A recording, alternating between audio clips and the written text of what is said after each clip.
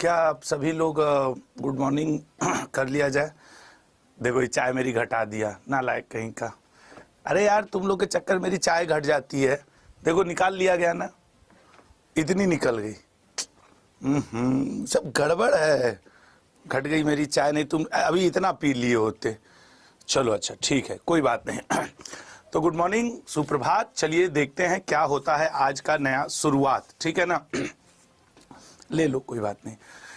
तो आज का क्या रहता है नया शुरुआत। तो उम्मीद करते हैं कि आज हम लोग अपने करंट अफेयर को एक नए लेवल पे ले जा करके देखेंगे और देखेंगे कि हम लोग क्या बेहतर, क्या अच्छा और क्या बेहतरीन कर सकते हैं। तो चलिए पहले क्वेश्चन की तरफ बढ़ते हैं। आज तारीख हो चुकी है आपके 5 अप्रैल। 5 अप्रैल को कोई विशेष दिवस मनाया जाता है। 5 अप्रैल को कोई विशेष दिवस मनाया जाता है। सोच समझ के बताना कौन सा दिवस 5 अप्रैल को मनाया जाता है। 7 अप्रैल रहता तो अच्छे स्वास्थ्य की कामना कर लेते। 22 अप्रैल रहता, 22 मार्च रहता तो पानी पृथ्वी सब तुम लोग देख लेते। लेकिन 5 अप्रैल, अब सोचना पड़ेगा। खैर, पहचान से जो काम मिलता है उसका कोई मोल नहीं होता, लेकिन काम से जो पहचान मिलती है वह अनमोल होती है। कई बार लोग परेशान होते हैं, इधर उधर होते हैं, मौसी से, मौसा से, चाचा से, अड़ोसी से, पड़ोसी से काम मांग लेते हैं, फिर वो जिंदगी भर के लिए हो जाता है लल्ला। मेरा एक व्यक्तिगत सलाह मानना, हो सके तो अपने दम पे अपनी नौकरी पाना, क्योंकि जब किसी की मदद से नौकरी लेते हो ना, वो न भी चाहे न भी कहे आप उसका दबाव झेलते हो। और बिना आप किसी की मदद के जो सेल्फ डिपेंडेंट होकर के जॉब पाते हो ना, वो मतलब बहुत अच्छा हो जाता है, ठीक है ना। तो लेकिन काम से जो पहचान, तो अपने काम को अपना पहचान बनाओ। अब चलो पहले क्वेश्चन की तरफ बढ़ते हैं और देखते हैं कि पहला क्वेश्चन क्या रहेगा। तो देख लिया जाए पहला क्वेश्चन क्या रहेगा। तबीयत यार आज ऐसी है कि मतलब सुबह सुबह तो थोड़ा ठीक ही लगता है, जैसे सो के उठे हैं तो ठीक लग रहा है। अब ये ऑफिस के एसी में जब 1-8 घंटा बीत जाता है तो फिर गड़बड़ होने लगता है। इसीलिए हमने सोचा है कि जैसे कल शनिवार, परसों रविवार, तो हो सकता है मैं 2 दिन का, रविवार तो छुट्टी रहती है, शनिवार अगर छुट्टी ले लिया और एकदम दिन भर घर पे चुपचाप बैठा रहा, गर्मी में थोड़ा पसीना उसीना हो जाए तो शायद बुखार सही हो जाए। और वैसे अब बुखार सही हो जाएगी क्योंकि परसों घर से मम्मी शायद कल आ जाएंगी, तो मम्मी आ जाएंगी तो ऐसे ही तबीयत सही हो जाएगी, ठीक है। चलो शुरुआत करते हैं अपने लेक्चर का। 5 अप्रैल, ठीक है। तो शुरुआत करते हैं 5 अप्रैल का। भारतीय निर्वाचन आयोग ने हाल ही में युवाओं को वोट देने के लिए प्रेरित करने के लिए किसके साथ साझेदारी की है। अच्छा, इससे पहले कि मैं तुम लोगों को ये बताऊं, एक न्यूज शुरुआत में दे देता हूं। आज 9 बजे तुम लोग भी, आज 9 AM, ठीक है ना, रेलवे अड्डा 247, रेलवे अड्डा, ठीक है ना, 247 पर मैं 8 माह का current affair month wise 200 question पढ़ाऊंगा। तो अगर आपको लगे कि आपको रिवीजन की जरूरत है तो आप लोग भी आ जाइएगा, ठीक है ना, क्योंकि रेलवे का फॉर्म आ रहा है तो इसलिए आज 9 बजे इस क्लास के बाद। खैर, अब आ जाओ अपने मुद्दे पे आ जाते हैं। सर आपने क्वेश्चन दिया कि भारत निर्वाचन आयोग ने हाल ही में युवाओं को वोट देने के लिए, सर उन्होंने आयुष्मान खुराना को युवाओं को वोट देने के लिए किया है। अब इस बार का याद रखना, चुनाव कब से शुरू हो रहा है, ये पहला चरण जरूर याद रखना 19 अप्रैल। कितने चरण में हो रहा है, तो 7 चरण में हो रहा है। लास्ट चुनाव कब, चुनाव की गिनती याद रखना 4 जून, हालांकि 2 जून को या 1 जून को लास्ट डेट है, 4 जून को वोटों की गिनती हो रही है। इलेक्शन कमीशन ऑफ इंडिया का जिक्र हमारे संविधान के भाग 15 में आता है, भाग 15 में। इसकी स्थापना कब हुई थी, 25 जनवरी 1950 ईस्वी को हुई थी। वर्तमान में चीफ इलेक्शन कमिश्नर कौन है सर, 25वें नंबर के हैं सर, और उनका नाम है राजीव कुमार। हो सकता है पेपर में ये पूछ दे कि किस नंबर के हैं, राजीव कुमार 25वें नंबर के चीफ इलेक्शन कमिश्नर है मेरे लल्ला।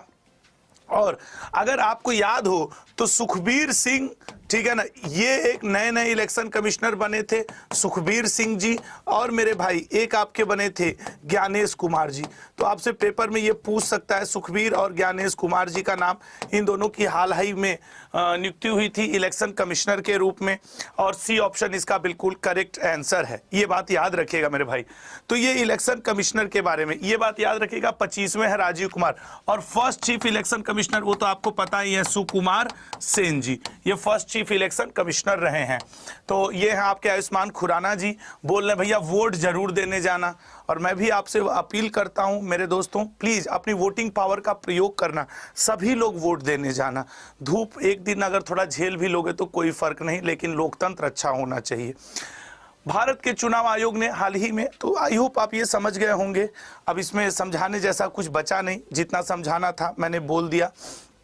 इस दिन को हम लोग नेशनल वोटर्स डे के रूप में भी मनाते हैं, ठीक है ना, क्योंकि इस दिन चुनाव आयोग की स्थापना हुई थी, तो राष्ट्रीय मतदाता दिवस के रूप में भी मनाते हैं। अगला, अच्छा कुछ अन्य ब्रांड एम्बेसडर जरा देख लो। देखो ये ब्रांड एम्बेसडर ऐसे हैं जिनसे आप बहुत ज्यादा परिचित नहीं होंगे, लेकिन फिट इंडिया मूवमेंट के ये ब्रांड एम्बेसडर, एक बार इन्हें देख लेना, ठीक है ना। हाल फिलहाल में एवरेडी के ये बने हैं। और पीडब्ल्यूडी श्रेणी में नेशनल आइकन शीतल देवी हैं। पीडब्ल्यूडी श्रेणी में नेशनल आइकन शीतल देवी हैं। वहीं पंजाब के स्टेट आइकन आपके शुभमन गिल हैं। तो कैटरीना कैफ सीएसके की ब्रांड एम्बेसडर हैं आपके आईपीएल 2024 के लिए, ठीक है। चलिए अगले क्वेश्चन में जाते हैं। भारत ने किस वर्ष तक पहला रणनीतिक पेट्रोलियम रिजर्व बनाने का लक्ष्य रखा है?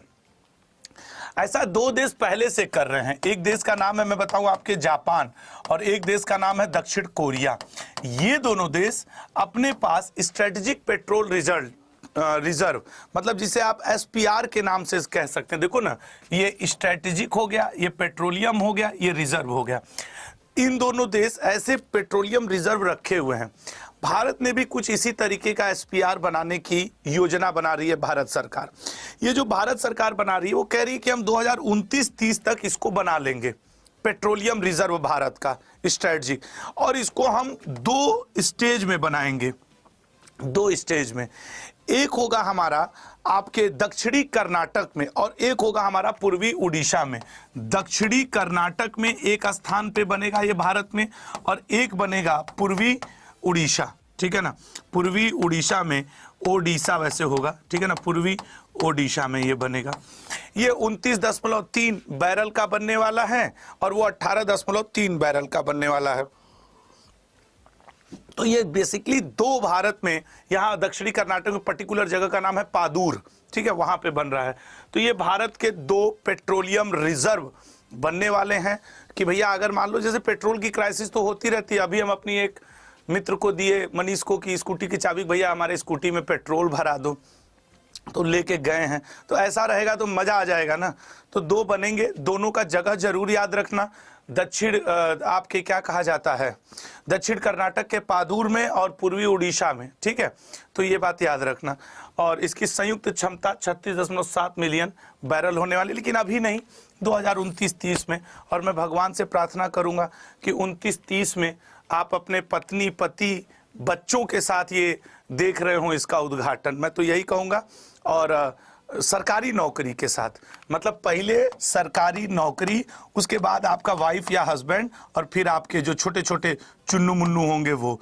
तो 2029-30 में आप लोग का भी प्रोजेक्ट ये होना चाहिए। लेकिन ऊपर है सरकारी नौकरी, नीचे वाले पे निगाह मत डाल लेना झट तक, नहीं, वाइफ या हस्बैंड।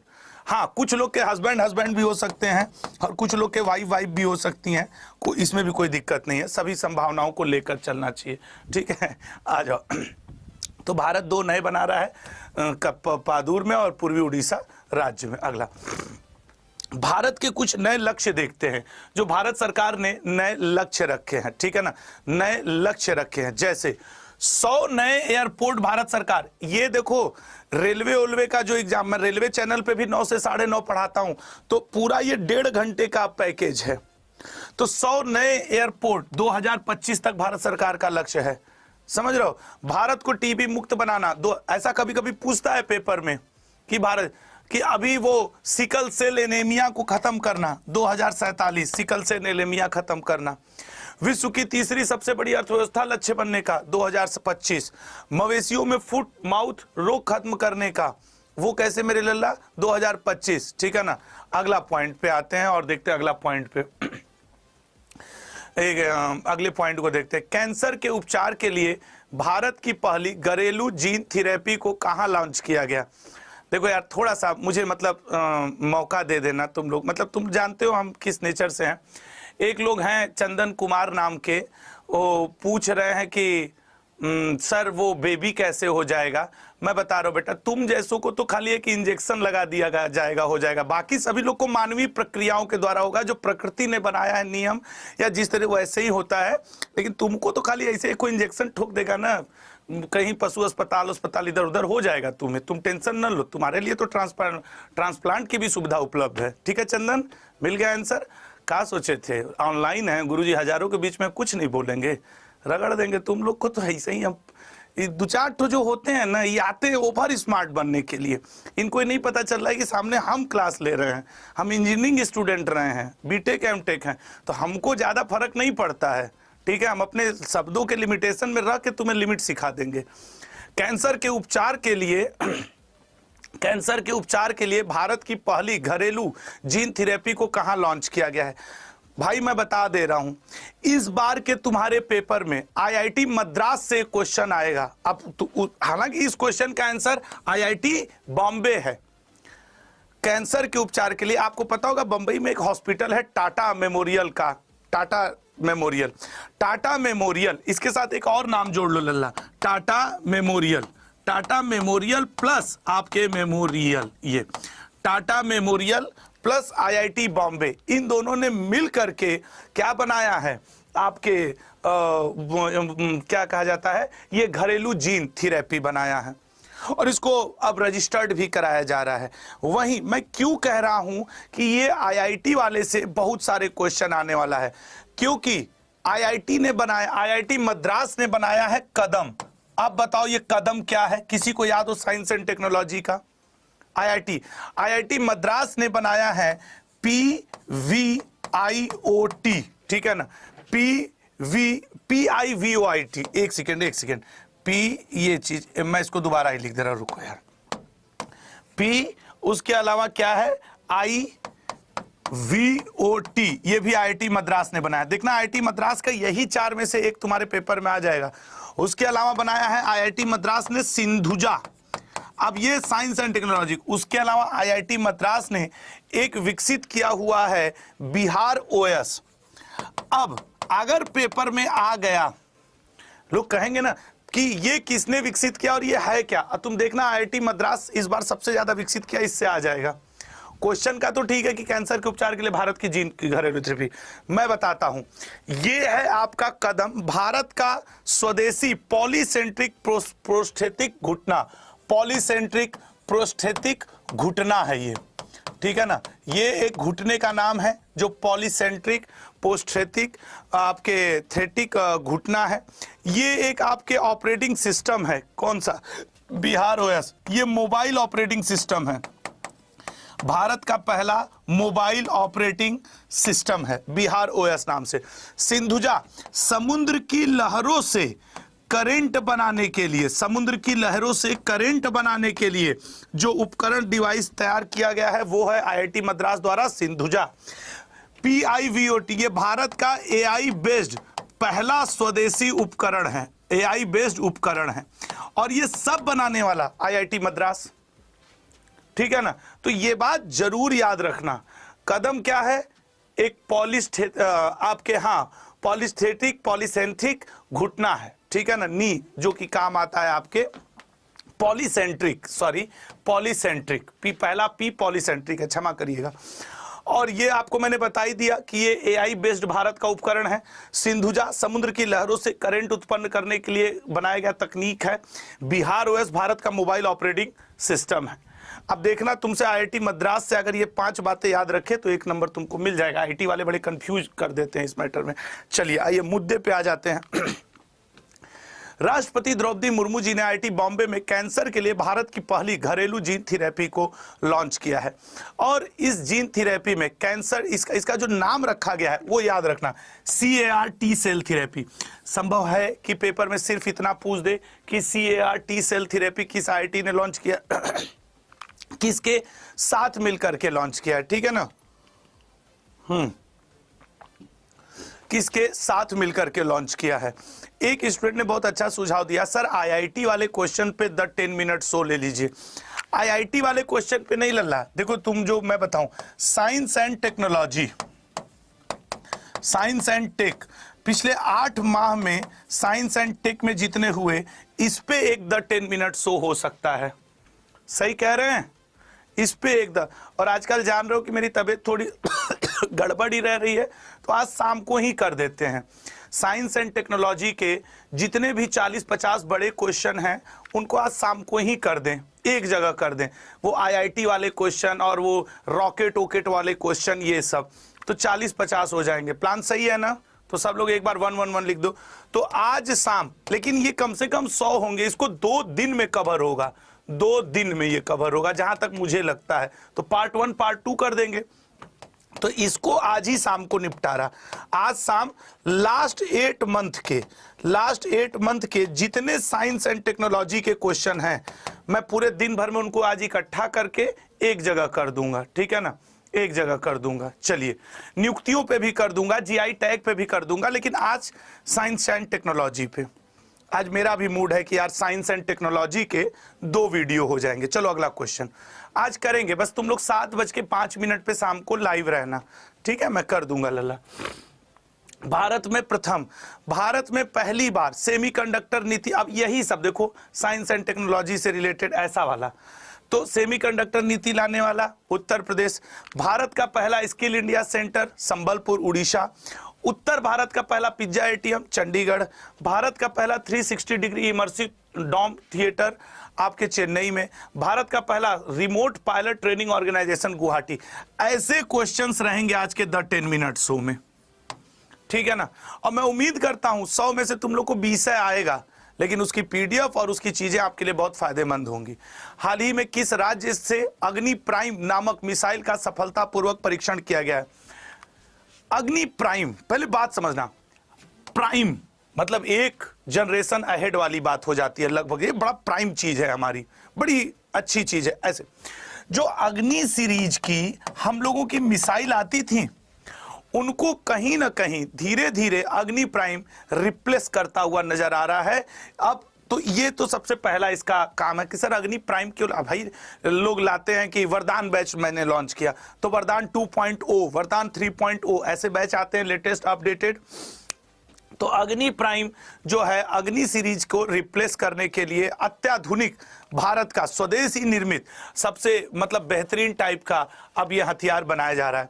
ये 1000 से 2000 किलोमीटर तक एक बार में वार करने के लिए बैलिस्टिक, ठीक है ना? ये क्या है? बैलिस्टिक परमाणु मिसाइल, आपको मैं ये कहूं, क्योंकि ये परमाणु ले जाने में सक्षम है, परमाणु बम ले जाने में ये सक्षम है भारत का।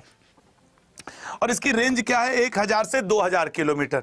उड़ीसा के आपके जो डॉक्टर एपीजे अब्दुल कलाम जी सेंटर है, वहां से इसे सफलतापूर्वक क्या किया गया? लॉन्च किया गया। ये भारत की और मजबूती को दर्शाता है। आपको बता दें, ये अग्नि सीरीज को रिप्लेस कर रहा है अग्नि प्राइम, और ये परमाणु बम ले जाने में सक्षम है अपने साथ। अभी कुछ दिन पहले की अगर हम लोग बात करें तो ये इसको विकसित किसने किया है सर? डीआरडीओ ने। डीआरडीओ ने medium range surface to air missile भी एक लॉन्च किया था। Medium range surface to air missile, ये भी डीआरडीओ ने कुछ दिन पहले लॉन्च किया था। Medium range surface to air missile, ये भी डीआरडीओ की ही देन है। कुछ दिन पहले डीआरडीओ ने अग्नि 4 का भी इसी एपीजे अब्दुल कलाम द्वीप से ही सफल परीक्षण, इन दोनों का भी सफल परीक्षण एपीजे अब्दुल कलाम द्वीप से ही किया गया था। अग्नि प्राइम का भी एपीजे अब्दुल कलाम द्वीप से ही सफल परीक्षण किया गया है। उसके अलावा भारत ने साइंस एंड टेक्नोलॉजी में एक और बड़ी उपलब्धि हासिल की थी, अब आप लोग को दोहरवा दूं, हेलिना। हेलिना क्या है? Anti tank guided missile. Helina को भी डीआरडीओ ने विकसित किया है, एंटी टैंक गाइडेड मिसाइल। यही सारी चीजें आज मैं द 10 मिनट शो में लूंगा। गाइडेड मिसाइल ये भी डीआरडीओ के द्वारा ही विकसित किया गया है, हेलिना। जैसे एक लूसेंट किताब और भी अन्य अच्छी अच्छी किताबें आप देखें किसी भी पब्लिकेशन की, क्योंकि मैं ना किसी पब्लिकेशन को बुरा मानता हूं, ना किसी शिक्षक, ना किसी किताब को, कि भैया वो तो किताब तो अच्छी चीज होती है यार, तो उसमें देखो तो एक दिया रहता है ना कि दागो और भूल जाओ के सिद्धांत पे कौन सी मिसाइल काम करती है, तो नहीं उसमें लिखा रहता है दागो और भूल जाओ। तो ये जो हेलिना है ना, एंटी टैंक गाइडेंस, दागो और भूल जाओ, जिस दिशा में मार दोगे ना उसी सिद्धांत पे, मतलब फायर एंड फॉरगेट, भूल जाओ वाले मैटर पे ये चलता है, फायर एंड फॉरगेट वाले मैटर पे चलता है। तो ये आपको थोड़ा सा ध्यान रखना होगा हेलिना के बारे में और MRSM के बारे में। एक इसी तरह और DRDO ने विकसित किया प्रलय, अगर कुछ दिन और पहले प्रलय ये सरफेस, ठीक है ना, सरफेस टू एयर मिसाइल है, सरफेस टू एयर मिसाइल है। तो अब देखो DRDO ने पिछले 5-6 महीनों में जो बड़े बड़े लॉन्चिंग किए हैं, medium range surface to air missile एक लॉन्च किया है, एक प्रलय नाम की मिसाइल लॉन्च किया है, एक अग्नि 4 लॉन्च किया है, एक हेलिना लॉन्च किया है और एक अब अग्नि प्राइम। तो 1 2 3 4 5 तो DRDO के बड़े हैं। अब इनको आप जरा याद रखिएगा, ठीक है ना। चलो अगले पॉइंट पे आओ, दागो और भूल जाओ, फायर एंड फॉरगेट, ठीक है ना, फायर एंड फॉरगेट। अगले क्वेश्चन पे, अब इसमें इससे ज्यादा क्या ही बोले। अच्छा, चाय मेरे लिए चाय का काम नहीं करती, गर्म पानी का काम करती है, कि थोड़ा सा बोल लो पी लो तो फिर इंजन सही। अब आगे बढ़ो। ये लो भैया अगला क्वेश्चन ले लो, कहाँ है? ये तो ठीक है, ये तो ध्यान होंगे भाई साहब आपको। 4 अप्रैल को नाटो का कौन सा स्थापना दिवस मनाया गया? नाटो, एक्चुअली इसको हम लोग, नाटो जिस संधि के द्वारा बना, पहले तो SSC वालों रेलवे वालों ध्यान से देखो, उसे उत्तरी अटलांटिक संधि कहते हैं, उत्तरी अटलांटिक ट्रीटी या फिर संधि कहा जाता है। दूसरी बात, या इसे या वाशिंगटन संधि भी कहा जाता है। तो मैं यहां पे आपके लिए लिख दे रहा हूं वाशिंगटन ट्रीटी या फिर मेरे भाई संधि। ये हुआ था 4 अप्रैल 1949 को। एक्चुअली जब USSR की ताकत बढ़ती जा रही थी तो उत्तरी अमेरिका का जो हिस्सा अमेरिका है वो चिंतित हो गया। तो अमेरिका ने 12 देशों को लेकर के एक संधि की थी 4 अप्रैल 1949 ईस्वी को। वही संधि कहलाती है उत्तरी अटलांटिक या नॉर्थ अटलांटिक ट्रीटी या वाशिंगटन ट्रीटी, जिसके द्वारा ये बना था। अब उस डेट से उठा करके देखोगे तो ये 75वां स्थापना दिवस नाटो का मनाया गया। मूल उद्देश्य तो ऐसे अब कोई खुल के तो कहता नहीं, लेकिन USSR का विघटन करना ये इस संस्था का मूल उद्देश्य हुआ करता था। वर्तमान में नाटो में कुल 32 हैं। 31वां जो बना था आपको याद होगा फिनलैंड बना था, जो कि हैप्पीनेस इंडेक्स में भी फर्स्ट पोजीशन पे है। और 32वां सदस्य इसका स्वीडन है। सबसे लेटेस्ट सदस्य कौन है नाटो का? तो वो स्वीडन है, ये भी आप याद रखेंगे, ठीक है ना। तो 75वां अब आपके बेल्जियम ब्रुसेल्स में इसका हेडक्वार्टर है, बेल्जियम, ठीक है ना, बेल्जियम ब्रुसेल्स में इसका हेडक्वार्टर है। मेरे भी एक मित्र यहीं रहते हैं बेल्जियम ब्रुसेल्स में। अभी कुछ दिन पहले उनसे मुलाकात भी हुई थी, होली पे हम गए थे तो वो भी आए हुए थे, तो उनसे मुलाकात हुई। तो मेरे मन में था कि हम इससे कुछ पूछें एक आध दिन कि तुम नाटो के हेडक्वार्टर कभी गए हो, लेकिन फिर हम कब क्या मतलब, अब हम GS टीचर, इसका ये मतलब थोड़ी है कि दोस्त लोग भी होंगे और उनका उसमें इंटरेस्ट होगा। फिर हमने नहीं बोला, फिर हम बस वहाँ बेल्जियम की लाइफ और ये सारी चीज़ें डिस्कस किए, बाकी ख़त्म। खैर, बेल्जियम के ब्रुसेल्स में इसका हेडक्वार्टर है। 75वां उसने अपना स्थापना दिवस, ये देखो सब गले उले मिल रहे हैं, भैया बहुत बढ़िया बहुत बढ़िया बहुत बढ़िया। अच्छा देखो, सब लोग अपने काम में लगे हैं, ये तीनों फोटो खिंचाने में लगी हैं। आई देख रहे हो, ये हम भी खिंचा लें, एक दूठो तो होते ही है ना। देखो एक ये एक ये, बाकी इनका तो परम राष्ट्रीय कर्तव्य होगा, फोटो खिंचा लो। बाकी ये लोग देखो, ये तो फ्रांस वाले समझ में आ रहे हैं, एकदम पकड़ में आ रहे हैं। इनको पकड़े होंगे जो बाइडेन कि भैया साथ है रहना, तुम मत सरक लेना, देख रहे हो। चलो तो ये आपको ध्यान रखना होगा इसके बारे में, ठीक है। चलो बेटा फोटो गया, चलो आगे बढ़ो आगे बढ़ो, लाइन खाली करो। तो ये 32 देश हैं वर्तमान में इस समय। अगला पॉइंट अगला पॉइंट, अभी कुछ दिन पहले एक दो लोग आए थे यहाँ पे, क्या कहा जाता है, मैं देखो गर्ल से एक रिक्वेस्ट करूंगा, ये तुम लोग बेटा ज्यादा फोटो मत खींचा करो यार, देखो पढ़ाई लिखाई पे ध्यान दो। अभी 2-4 दिन पहले भी एक लोग से मुलाकात, मेरे दोस्त ही थे, यहाँ मुलाकात हो गई, वो भी ससुर इधर उधर फोटो खींच रहे थे। हमको पागल, हमको फोटो खींचने वालों से थोड़ा सा दूरी लगता है कि किनारे ही रहो, इनसे फोटो खींच लेंगे। अगला पॉइंट, कठिया गेहूं को हाल ही में GI टैग दिया गया, यह किस राज्य संबंधित? भैया वैकेंसी आने वाली है गेहूं काटने की, अगर आप पढ़ाई नहीं कर रहे हैं तो कम से कम 400-500 रुपया पर डे पे गेहूं काट दीजिए, समझ रहे हैं, ये कर दीजिए, ये भी वैकेंसी हम लोग बताते हैं। 15 अप्रैल को आरपीएफ की वैकेंसी आ रही है, आजकल हुआ है सीएचएसएल की वैकेंसी आ रही है, उसी में गेहूं काटने की भी वैकेंसी आ रही है, गेहूं काटने की। तो अगर आप इसमें इंटरेस्टेड नहीं हैं तो कम से कम यही देख लीजिए भाई। कुछ तो बुरा लग रहा होगा, कुछ लोग को बुरा क्या लग रहा है, काटो गेहूं 500 रुपया में, हम उसके लिए क्या करें। अन्नदाता बनिए, हैं, या तो जॉब करिए या अन्नदाता बनिए, आत्मनिर्भर भारत बनाइए, लेकिन कुछ तो करो, ठीक है। कठिया गेहूं sir D option, Uttar Pradesh. और हो सकता है मैं इस क्षेत्र में परसों रहूं, क्योंकि आज शुक्रवार है, कल शनिवार, परसों रहूं। यस, अब परसों क्यों रहूंगा, क्योंकि ये पड़ेगा बुंदेलखंड एरिया। अब बुंदेलखंड में मैं परसों क्यों रहूंगा, क्योंकि मैं अपनी माता जी को लेने जा रहा हूं। तो बुंदेलखंड एक्सप्रेसवे से कार गुजरेगी, जिस एक्सप्रेसवे को आप कहते हैं अटल एक्सप्रेसवे, अब वो अटल पथ हो चुका है बुंदेलखंड एक्सप्रेसवे। तो बुंदेलखंड एरिया में जो गेहूं का उत्पादन होता है मुख्य रूप से उस कठिया गेहूं कहा जाता है। बुंदेलखंड वाले इस गेहूं को जीआई टैग दिलाने के लिए 2 साल लगातार संघर्ष किए हैं कि भैया हमारे गेहूं को मिलना चाहिए।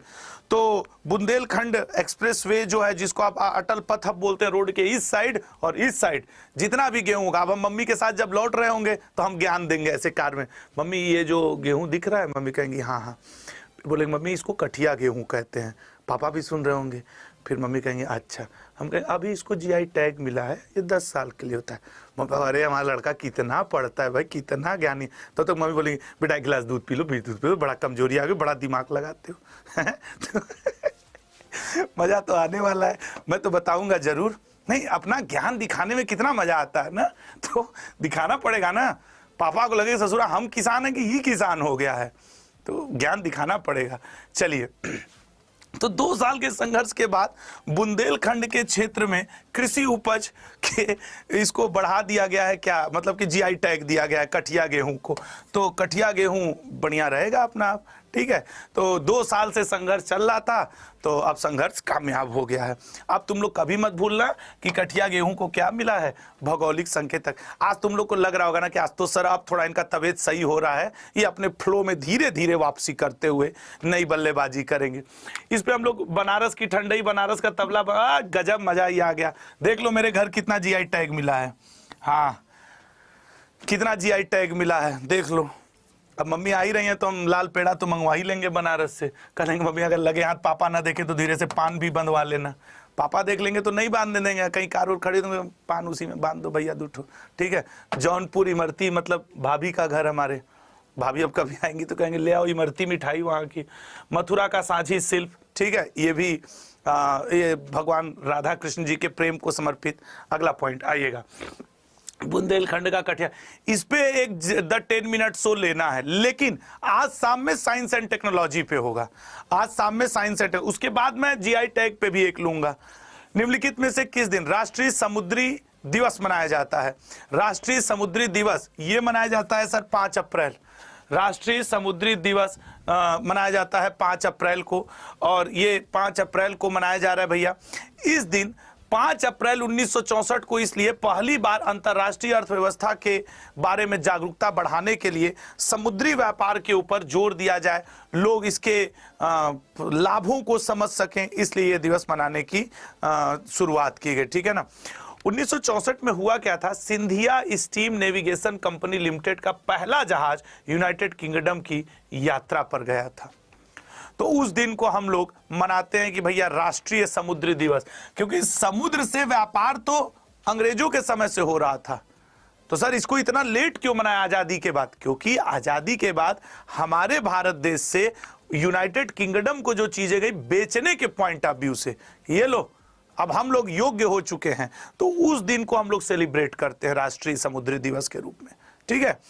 तो यह ऐतिहासिक घटना से पहली बार यह पता चला कि अंग्रेजों ने भारत के समुद्री मार्गों पर नियंत्रण कर लिया था, और यह भारत के नौवहन इतिहास में एक महत्वपूर्ण घटना के रूप में देखा गया। यही वजह था कि हम लोगों ने इसे राष्ट्रीय समुद्री दिवस के रूप में याद किया। अगला पॉइंट, तो ये याद रखेंगे, ये मार्च जो बीता हुआ अपना 5 दिन पहले का भाई है, उसका कुछ देख लो, ठीक है ना। जब भी शून्य देखा करो, गालियां करो, मैं शून्य हो रहा हूं। अभी 2 दिन पहले जब मेरी मतलब कल तक भी इवन तबीयत खराब थी, आज थोड़ा फिट हूँ मैं, तो नहीं शरीर से गर्मी निकलती रहती है, काफ़ी ऐसे लेटे हुए तो लग रहे थे भाप टाइप की शरीर से गर्मी निकल रही।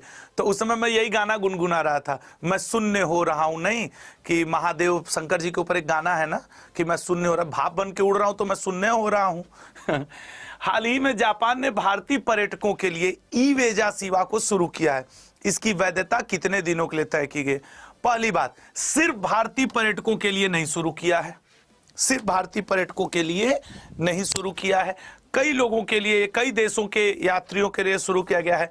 पर्यटन करने के लिए जो लोग विदेशों में जाते हैं, खास करके जापान, उसने कहा आप सीधे यहाँ आइए, डॉक्यूमेंट मत लेके आइए कि इतना बड़ा बड़ा कागज लेके पहुंच गए, हम आपको ई वीजा पहुंचाएंगे, ठीक है ना, ई वीजा पहुंचाएंगे और वो 90 दिन के लिए, ठीक है ना, आप इस पे आनंद ले सकते हैं। तो अगर आप जापान की गलियों में जाना चाहें, ऐसे फोटो खिंचाना चाहें, तो आपको 90 दिनों के लिए जापान भारत को दे रहा है ई वीजा।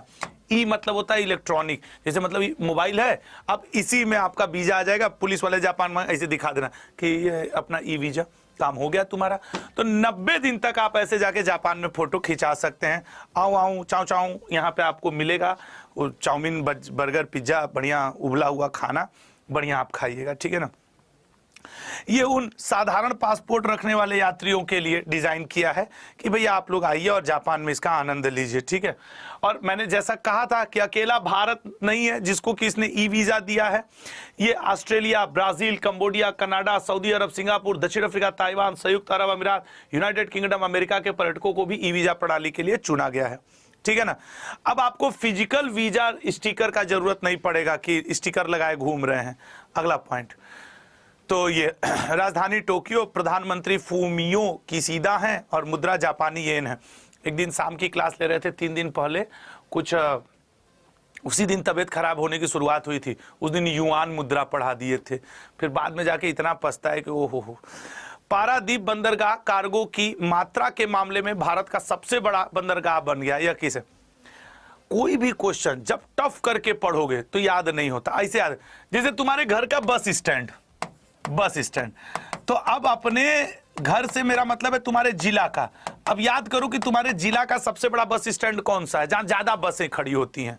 अब दिमाग आ रहा होगा, ठीक है ना, दिमाग में आ रहा होगा यार वो वाला है कि पुराना वाला बस स्टैंड है, नया वाला।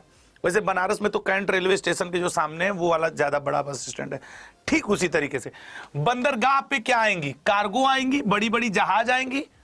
तो भारत का जो उड़ीसा का पारादीप है वो सबसे ज्यादा जहाज रोकने की क्षमता रखता है। तो भारत का कार्गो मतलब बड़ी बड़ी कार्गो सामान ले लेकर के, ऐसी वाली देखो चल दी, एक देख रहे हो आ रही, भाई उधर ही रहो, धक्का उक्का लग जाएगा। भाई डर की बात है, अब आदमी अपने से बचा रहेगा। मैम किनारे हो लेते हैं, घुमा रहा है ड्राइवर, ठीक नहीं है। तो ये जो है ना कंटेनर के मैटर में सबसे बड़ा बन गया है बंदरगाह भारत का, ठीक है। अब याद रहेगा तुम लोग को बस स्टैंड से इस तरीके से ओडिशा, तो इसको याद रखना। वैसे भी पारादीप बंदरगाह ने गुजरात में दीनदयाल बंदरगाह का पिछला रिकॉर्ड तोड़ दिया। 16 साल से दीनदयाल उपाध्याय बंदरगाह इस पोजीशन पे था। तो पारादीप बंदरगाह ने दीनदयाल बंदरगाह और कांडला को पीछे छोड़ते हुए भारत में सबसे अधिक माल ढोने वाला बंदरगाह बन गया है। मतलब अभी हम लोग 1 अप्रैल को उत्कल दिवस, उड़ीसा दिवस मनाए थे। अब देखिए उड़ीसा के लोग एकदम जहाज वहाज ढो के रख दिए, बहुत बढ़िया किए हैं। हमारी जो उड़ीसा अड्डा, उड़िया अड्डा 247 की जो टीम है वो इस समय अड्डा आई हुई है। उनके जो मैनेजर हैं, कल ही मेरी मुलाकात हुई थी, उनको हम बताएंगे सर पानी वाली जहाज से चले जाइए आप लोग, तो पारादीप बहुत तगड़े से किए हुए हैं। अब आज उनसे रोक के पूछ दूंगा, ठीक है ना। देखो कैसे कट मार रहा है, अगले पे आएंगे।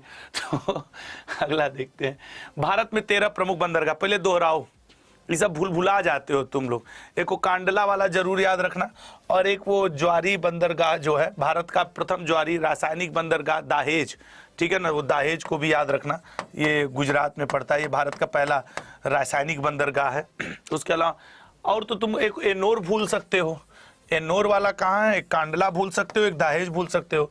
जवाहरलाल ने कोलकाता बनाई लोगे, इसको कर लोगे, ये कर लोगे, ये हाँ, यही 2-3 भूल सकते हो जिनके नाम थोड़े अलग हैं, ठीक है। चलो अगले पॉइंट पे आएंगे। तो अगला और कौन सा भूल सकते हो, तुतिकोरिन एक ये भारत का सबसे गहरा बंदरगाह है, स्टैटिक में इसको याद रखना, ये भारत का सबसे गहरा बंदरगाह है। चलो अगले पॉइंट, जर्मनी व्यक्तिगत उपयोग के लिए भांग रखने को वैध बनाने वाला कौन सा यूरोपीय देश बन गया है? भांग रखने वाला, तो भैया देख लीजिए, भांग खाने वालों देखिए आप कितना बढ़िया है, ठीक है ना। तो भांग वांग लेके मत चला करो, बड़ा मतलब ऐसा नशा है कि 2-4 दिन सही में नशे में आदमी रह जाता है। तो जर्मनी व्यक्तिगत उपयोग के लिए भांग रखने को वैध बनाने वाला कौन सा यूरोपीय देश बन गया है? सी ऑप्शन, तीसरा, ठीक है ना, तीसरा। ये क्या बोला है, ये भांग वांग यहाँ लग गया है, ठीक है ना। तो एक हम बहुत छोटे थे बनारस में, तो एक व्यक्ति जिसके क्या हम जाते थे, मतलब दोस्त के पिताजी थे, अब नाम तो नहीं ले, वो अपने आंगन में 4 पेड़ उगाए हुए थे गांजा भांग का। लेकिन खैर, तो जर्मनी व्यक्तिगत उपयोग के लिए कि थोड़ा 1 औंस, जैसे हम लोग यहाँ किलो में 50 ग्राम 100 ग्राम ऐसे तौलते हैं ना, औंस चलता है, तो उसने लगभग 1 औंस, ठीक है, 25 ग्राम भांग लेके आप जर्मनी में टहलिए जब मन में आवे। भाई व्यक्तिगत उपयोग है, मनोरंजन उद्देश्य के, मतलब लेके इसे झूमते रहिए। हाँ गुरुजी 3 क्वेश्चन हो गया, हाँ हो गया, ठीक है, आगे बढ़िए आगे बढ़िए। खेल के मैदान या स्कूल के प्रवेश द्वार के 100 मीटर के अंदर इसका उपयोग स्कूल में लेके नहीं जाओगे, खेल के मैदान में नहीं लेके जाओगे। अरे तो भैया 100 मीटर के दौरे पहले ले लेंगे 1 डोज, उसके बाद अंदर भांग खाए घुसे हुए हैं, इसे बैठे हुए हैं, का हो रहा है बे, वो वाली स्थिति ये ठीक नहीं है, ये मजा नहीं आया हमको। तुम लोग को आया क्या? तो देखो, माल्टा वाले भी भांग खिला रहे हैं, लग्जमबर्ग वाले भी भांग खिला रहे हैं, अब जर्मनी वाले भी कर रहे हैं, हम भी भांग खिलाएंगे। तो 3 देश हैं यूरोपीय संघ के, ठीक है ना, जो भांग को वैध कर दिए हैं। इन लोग को पता है नहीं, तुम बनारस के घाट पे आ जाओ, बनारस के घाट पे बैठ के सब सील लोढ़ा पे पीसते होंगे, समझ रहे हो, का गुरु करके तुमको भांगे खिला देंगे। आप आइए बनारस में 10 घाट, इधर उधर घाट, गमछा उमछा बांधे रहेंगे, का गुरु बुला के 2 गोली खिला देंगे, खाइए। अब आप दिन भर ऐसे ऐसे करते घूमेंगे। हाँ बाबा विश्वनाथ जी का प्रसाद, ये सब नहीं है, बाबा विश्वनाथ जी के प्रसाद और भी मिठाई उठाई बहुत अच्छी अच्छी मिलती है। तो खैर, माल्टा, लग्जमबर्ग और जर्मनी, अब आप 25 ग्राम भाग लेके घूमिए, 3 पौधे तक उगाने की अनुमति देता है। हमारे भी छत पे बहुत पौधे हैं, लेकिन हम जर्मनी में नहीं हैं, नहीं 3 पौधा भांग का उगा देते, तुम लोग आते तो बांट देते। तो बहरहाल मजा है। तो व्यक्तियों को प्रतिदिन 25 ग्राम तक या प्रति माह अधिकतम 50 ग्राम खरीदने की अनुमति होगी। सब जर्मनी का है, सब जर्मनी का है। अगला पॉइंट, तो राजधानी बर्लिन, मुद्रा यूरो, आधिकारिक भाषा जर्मन, चांसलर ओल्फ स्लोज, ये नए बने हैं, वो एंजेलिना मार्कल की जगह। रिगनाई पचारा कपड़ा किस राज्य से संबंधित से हाल ही में जीआई टैग दिया गया है? ठीक है ना, कि ठीक है, बताओ। रिगनाई पचारा कपड़ा किस राज्य से देखो, एक स्टूडेंट मुझे बता रहे हैं कि सर कुछ लोग आपकी क्लास को अपने चैनल पे चला देते हैं और अपना बना के, जाने दो यार। देखो अब वो तो कंपनी का काम है, अगर किन्हीं की रोजी रोटी मेरी वजह से चल जाए या उनका व्यवसाय चल रहा है तो क्या आपत्ति है। देखो हम ही पढ़ा रहे हैं ना उनके भी चैनल पे, तो हो गया, ठीक है, वो हम कंपनी देख लेगी, तुम लोग यहाँ पढ़ाई करो। हम जानते हो ना कि हम एसएससी अड्डा पढ़ाते हैं। मैंने भी देखा था कि मेरी वीडियो को कुछ लोग कट करके, कुछ लोग 10 मिनट शो को अलग अलग अपने अपने चैनलों पे चला दे रहे हैं। अब मैं उनके नाम तो नहीं लेना चाहूँगा, बस रिक्वेस्ट करूँगा हो सके सर तो न चलाइए, बाकी ठीक है, अब वो अलग मैटर है। रिगनाई पचारा कपड़ा किस राज्य से संबंधित है जिसे हाल ही में जीआई टैग दिया गया है? ए ऑप्शन त्रिपुरा, ये ऑप्शन त्रिपुरा, ये है रिगनाई पचारा कपड़ा। इसकी खासियत इसका टेक्सटाइल है, इसकी बुनाई और जो तरीका है वो इसकी खासियत है। रिगनाई पचारा कपड़ा को जीआई टैग दिया गया है। ये कपड़ा हाथ से बुना हुआ एक परिधान होता है। अब रिगनाई पचारा को के साथ त्रिपुरा की 4 चीजों को जीआई टैग दिया गया है, ठीक है ना, जीआई टैग दिया गया है। कौन कौन से? एक तो माताबारी पेड़ा प्रसाद, पेड़ा टाइप का प्रसाद, रिगनाई पचारा टेक्सटाइल और रीसा, ये सब जो हैं अब त्रिपुरा के पास ये 3 अभी दिए गए और उससे पहले एक दिया गया था, तो 4 हो गए हैं। तो ये आपके त्रिपुरा के जीआई टैग प्राप्त है। ये पेड़ा प्रसाद है, रिगनाई हाथ से बुनी एक पारंपरिक पोशाक है, रीसा पारंपरिक उत्पाद है, और रानी अनानास, ये तो बहुत अच्छा होता है यार अनानास, आप लोग खाया करो मौका मिले तो, ठीक है ना। अगला पॉइंट, 3 अप्रैल को आर्मी मेडिकल कोर ने अपना कौन सा स्थापना दिवस मनाया है, बताइएगा।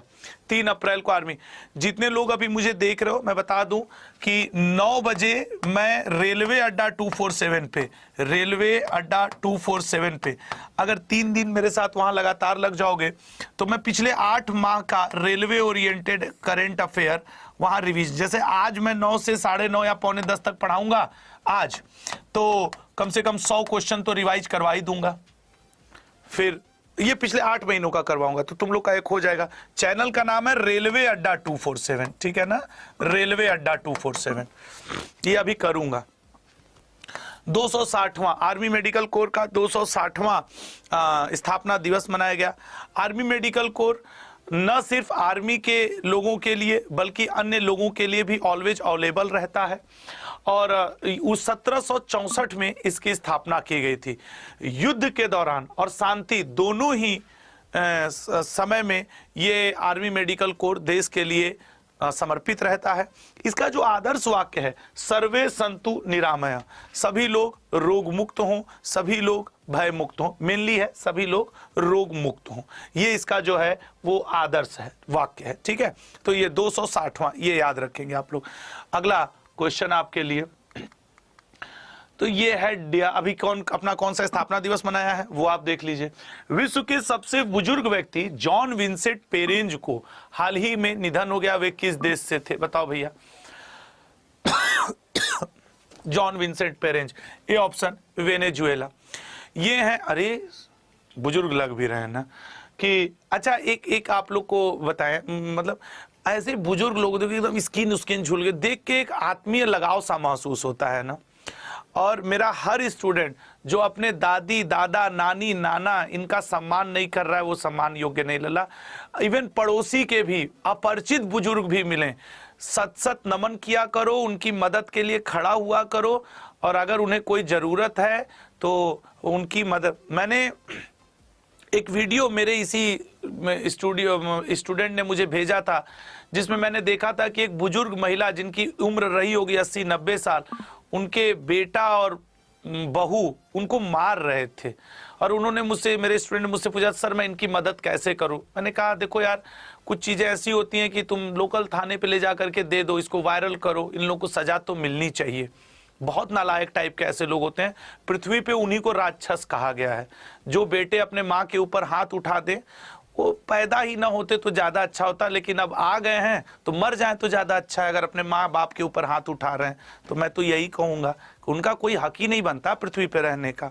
फिलहाल तो बुजुर्गों का सम्मान किया करो बहुत ज़्यादा। तो ये विश्व के सबसे बुजुर्ग व्यक्ति जॉन विंसेंट पेरेज का हुआ निधन। ये 4 फरवरी 2022 को गिनीज बुक में सबसे उम्रदराज व्यक्ति इनको माना गया था। अगर इनकी वर्तमान आयु मतलब डेथ वाले 4 अप्रैल से पहले का देखोगे तो ये वेनेजुएला के 112 वर्ष 253 दिन की आयु में 4 फरवरी 2022 को इनकी जो वो थी मतलब उम्र रिकॉर्ड की गई थी। तो ये उनको, ठीक है ना, मतलब कि आयु रिकॉर्ड की गई थी, ये बात ध्यान रखेंगे। तो ये आप ध्यान रखेंगे वेनेजुएला से लेटेस्ट, क्योंकि ना ये वाला डेटा बदलता है, ये भी बात याद रखना, ये डेटा बदलता है, अभी कुछ दिन बाद दोबारा मिल जाएगा, ठीक है ना। तो ये भी आपको ध्यान रखना होगा। तो अब यहाँ पे देखोगे तो 2022 में ये 112 वर्ष के थे, अब कितने के हो जाएंगे तो 114। भाई ये उस दिन का डेटा है ना। हाँ चलिए अगले पॉइंट पे आते हैं। तो अच्छा, अब इंपॉर्टेंट करंट अफेयर का रिवीजन है, लेकिन मैं अभी सब जानते हो यार कि मेरी तबीयत ठीक नहीं चल रही है बहुत ज़्यादा, तो मैं 15 मिनट का एक रेस्ट लूँगा। अब हो गया है 8:49, 10 मिनट। सब लोग प्लीज़, मैं 200 करंट अफेयर 2 दिन में रेलवे अड्डा 247 पे पढ़ाने वाला हूँ, आधे घंटे के लिए आ जाना, तो वो आपका रिवीजन आपका भी हो जाएगा, ठीक है ना। 200 MCQ तो अभी 9 बजे, ठीक है, 9 AM पे, 9 AM पर, ठीक है, 9 AM पे। और आज शाम को 10 मिनट शो रहेगा, 7:05 पे सब लोग आना। तो 10 मिनट बाद आपसे मुलाकात करते हैं, ठीक है। 1-2 दिन और दे दो, तबीयत सही हो जाए तो उसके बाद फिर और जम के लगा जाएगा। लेकिन आज देखें ना, आज कुछ बेहतर हुए ना, ठीक है यार। मैं तुम लोग से ना बात करके बहुत अच्छा लगता है, मुझे कभी महसूस ही नहीं होता कि मैं ऑनलाइन पढ़ाता हूँ। एक दिन मुझे रत्ती भर हमको जो पढ़ाते हुए देखते हैं कहते हैं कैसा है यार, अब क्या करें, हमको मतलब तुम लोग बगल चाप लेते हैं भगत। तो ठीक है, चलो बाय बाय, टेक केयर, जय हिंद। 9 बजे मिलते हैं, ठीक है, आना, बाय।